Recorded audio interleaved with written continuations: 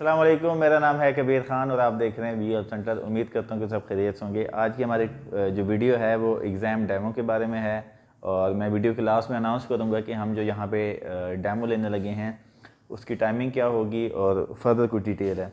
सबसे पहले हम बात करेंगे जी एग्ज़ाम एंट्री के बारे में कि जब आप एग्ज़ाम सेंटर जाएंगे तो आप एंट्री किस तरह करेंगे, आपके पास क्या क्या होना चाहिए। यहाँ पे जो मेन सवाल आ रहा है वो स्टूडेंट कार्ड के बारे में आ रहा है। तो बहुत सारे स्टूडेंट को जो है वीयू ने स्टूडेंट कार्ड डिस्पैच कर दिए गए हैं। वीयू कार्ड जो है ये पोस्ट ऑफिस के जरिए डिस्पैच हुए हैं।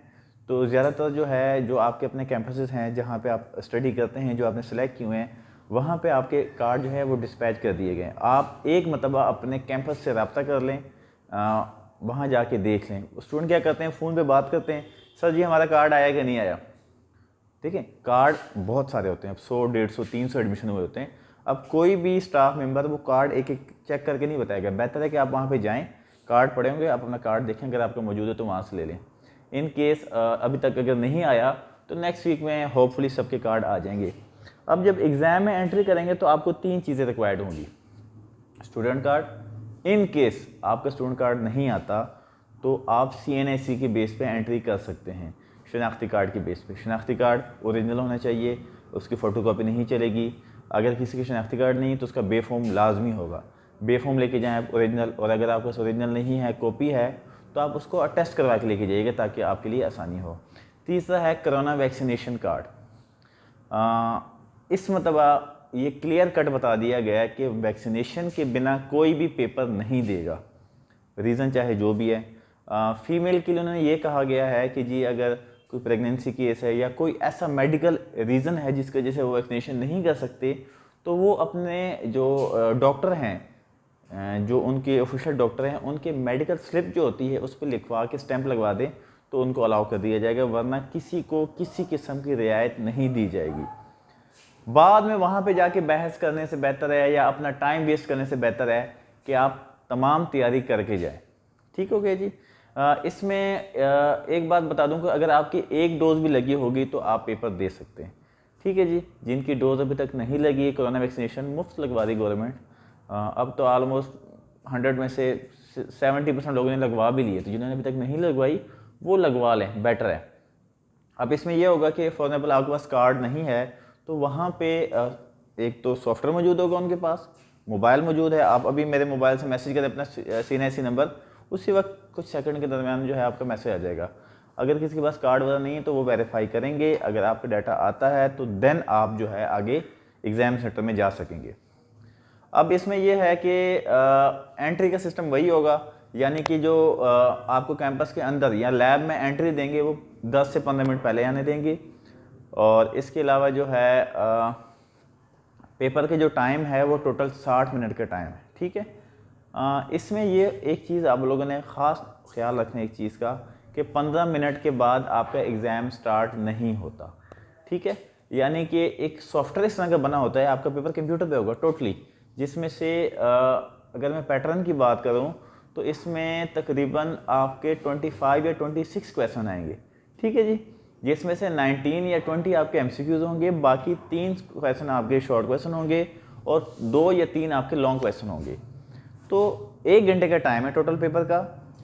फॉर एग्जाम्पल 11 बजे आपका पेपर का टाइम है और आप 11:15 पे एंटर होते हैं एग्ज़ाम हॉल में। वहाँ पे आपका कार्ड चेक हो रहा है, वैक्सीनेशन चेक हो रही है, या बाकी जितनी भी जो रिक्वायरमेंट है वो चेकिंग करते करते अगर 11:16 हो गए किसी वजह से, और उसके बाद आप सिस्टम पे बैठ के 11:16 पे अपना पेपर स्टार्ट करेंगे तो सिस्टम आपको लॉगिन करने नहीं देगा। वहाँ पे आ जाएगा जी आप 15 मिनट लेट हैं और फिर आपका पेपर स्टार्ट नहीं हो सकेगा। तो लिहाजा आपने टाइम का बहुत ख्याल रखना है।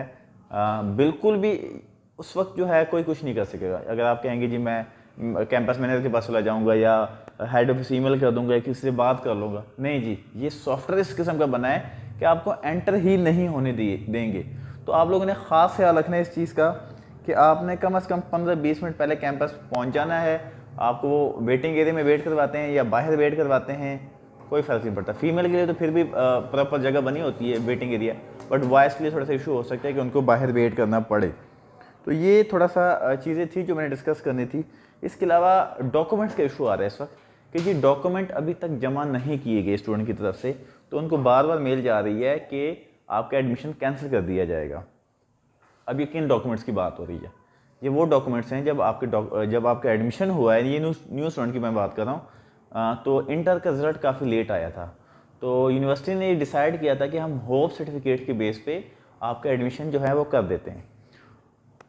होप सर्टिफिकेट बेस पे जिनका एडमिशन कन्फर्म हुआ है और उन्होंने अभी तक डॉक्यूमेंट जमा नहीं करवाए, तो वो जल्द से जल्द अपने डॉक्यूमेंट अपने नियरेस्ट किसी भी कैंपस में जमा करवा सकते हैं।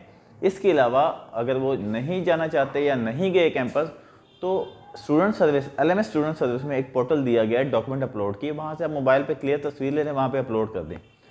अब यहाँ पे एक चीज़ मैं क्लियर कर दूँ, एक यूनिवर्सिटी प्रोग्राम है हमारा ज़ीरो सेमेस्टर का। ज़ीरो सेमेस्टर कहते हैं जिनकी हमारी यूनिवर्सिटी में एडमिशन की जो रिक्वायरमेंट है वो 45% है। अगर आपके 45% मार्क्स हैं तो आप एलिजिबल हो जाते हैं एडमिशन के लिए।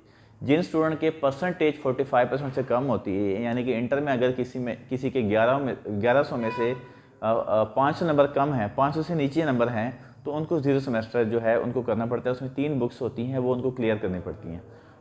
वो पास करेंगे तो देन उनकी स्टडी जो है वो कंटिन्यू होती है। बहरहाल ये बस एक साइड पे, तो बोनाफाइड सर्टिफिकेट के बेस पे जिनका एडमिशन हुआ है और उनके नंबर रिजल्ट आने के बाद पता चला है कि जी नंबर कम है, 300 से कम है, 500 से कम है या 45% से कम है, तो अब जो ये डॉक्यूमेंट मांगे जा रहे हैं ये बेसिकली सारे कुछ क्लियर करने के लिए मांगे जा रहे हैं।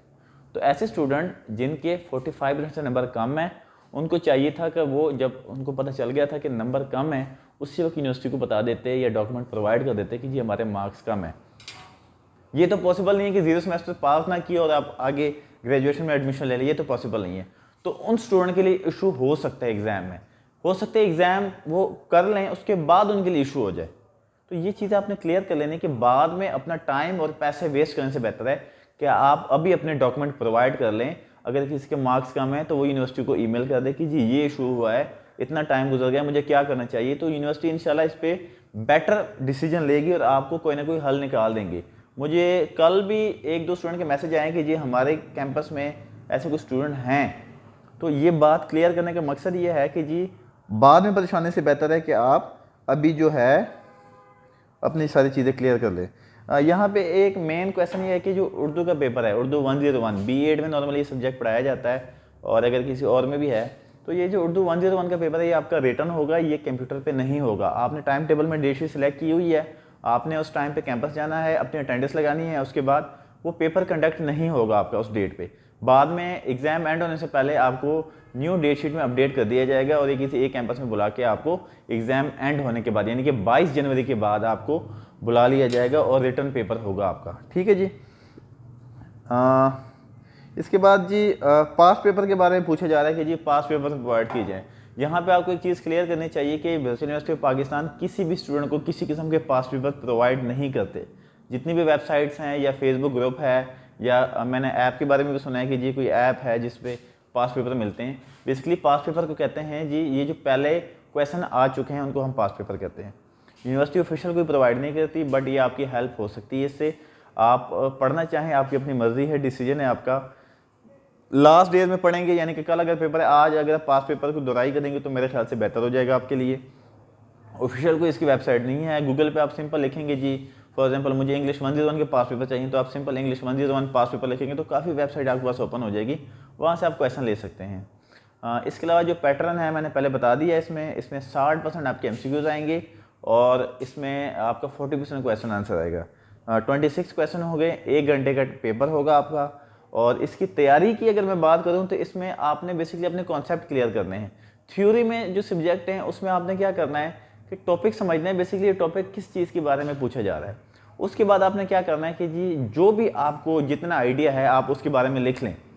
अगर आप अपनी तरफ से कुछ लिखेंगे तो आपको पूरे नंबर मार्क्स दिए जाएंगे, बट अगर आप छापा मारेंगे बुक में से जो आपने पढ़े वही लिखेंगे तो आपको अगर 5 नंबर का सवाल है तो 2 से ज़्यादा नंबर नहीं देंगे, 3 से ज़्यादा नंबर नहीं देंगे। क्योंकि यूनिवर्सिटी लेवल पे होता ही यही है कि आपने खुद से क्रिएट करना है, आपने खुद अपना माइंड यूज़ करना है। फॉर एग्जाम्पल मिसाल के तौर पर जी मुल्क के हालात के बारे में कुछ लिख रहे हैं, जो किताब होती है, जो बुक होती है, जो आपने पढ़ी होती है, वो 5 साल पहले के माहौल के बारे में आपको बताया जाता है। बट अगर आप करंट सिचुएशन के बारे में लिखेंगे तो आपके लिए ज़्यादा बेहतर है और उसके आपको मार्क्स ज़्यादा अच्छे मिल सकते हैं। जहाँ तक बात है न्यूमेरिकल सब्जेक्ट की बात, अगर मैं उस शॉर्टकट में बताऊंगा तो डिटेल में नहीं जाऊँगा, वीडियो काफ़ी लंबी हो जाएगी। न्यूमेरिकल सब्जेक्ट में ये होगा कि जो फार्मूला होता है, मिसाल के तौर पर मैं आसान वर्ड में समझाऊंगा आपको, 2 × 2 4 होते हैं, ठीक है। अब आपने ये फार्मूला समझना है कि जमा बेसिकली करते कैसे हैं, ठीक है।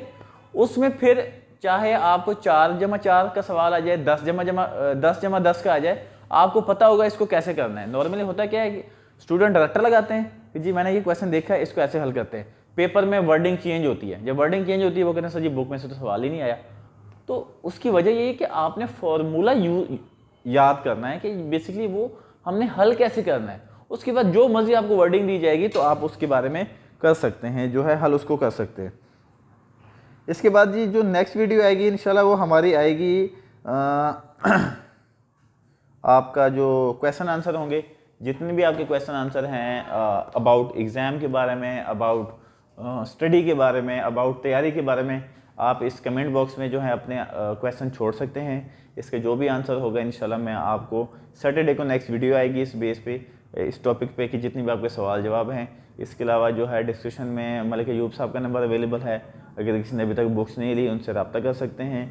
मेरा पर्सनल नंबर किसी को चाहिए, अयूब साहब से रब्ता करें, उनको अपना इशू बताएं। अगर वो इस तरह का कोई टॉपिक हुआ जो मेरे से रिलेटेड हो तो वो आपको मेरा नंबर प्रोवाइड कर देंगे। इसके अलावा जहाँ तक बात है डेमो की, तो डेमो इंशाल्लाह हम जुम्मे को प्लान है हमारा। इस वक्त जहाँ मैं मौजूद हूँ यह है Dharampura campus, PLHR 49 Lahore campus. तो इंशाल्लाह जुम्मे को शाम के 6 बजे हम यहाँ पे डेमो लेंगे। जितने भी स्टूडेंट हैं, चाहे मेरे कैंपस के हैं, जो इस कैंपस के स्टूडेंट हैं, उनको तो बाय डिफ़ॉल्ट ये मैनेजमेंट जो है वो अनाउंस कर देंगे। इसके अलावा अगर वीडियो में कोई देख रहा है, उसका कोई और कैंपस है, वो आके डेमो अटेंड करना चाहता है तो वो यहाँ पे आ सकता है। डेमो का फ़ायदा ये होगा कि आप जब यहाँ पे आएंगे, एक आधे घंटे का पेपर चलेगा, आप पेपर कंडक्ट करेंगे, आपको पता होगा कि मैंने पेपर स्टार्ट कैसे करना है, क्लोज कैसे करना है, सेव कैसे करना है, किस किस्म के क्वेश्चन आएंगे, तो ये सारी चीज़ें आपकी क्लियर हो जाएगी। वरना क्या होगा कि जी 1 घंटे का पेपर है, पहले दिन आप आएंगे, बैठेंगे, आपको पता ही नहीं होगा करना क्या है, 10-15 मिनट आपके ऐसे ही वेस्ट हो जाएंगे। 1 घंटे का पेपर होगा, जैसे 1 घंटा पूरा होगा आपका पेपर ऑटोमेटिकली बंद हो जाएगा।